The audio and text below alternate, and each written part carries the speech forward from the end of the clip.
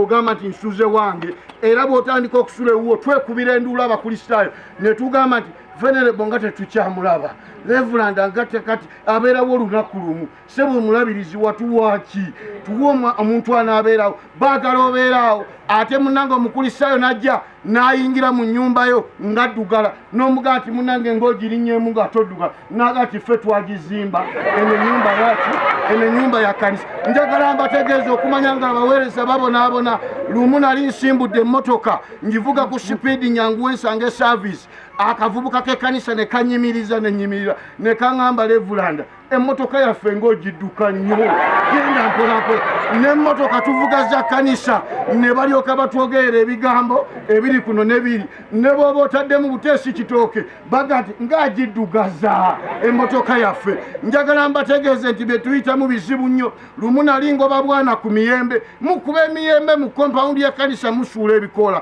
kyekava kayimirira waggulu ku kiswa ne kaŋŋamba wagusangawo guno omuti era ojja gulekawo ate nga ge mazima ng'ateeka ogulekawo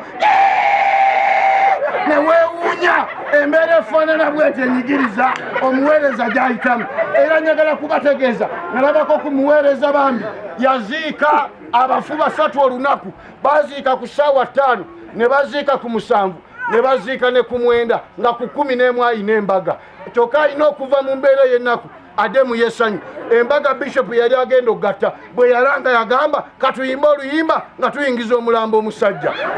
watu ava mu kuziika kakati atuuse mu mbaga tanabana kukyusa kutuninga era omugole omusajja yeekanga naga nti omusajja mpise omulambo naye nga kubonaabona okwabaweereza Sawulo ebyo byonna ng'obiyitamu beera mwesigwa okutuusa okufa abategedde ekyo mukube mu ngalo mbalabeko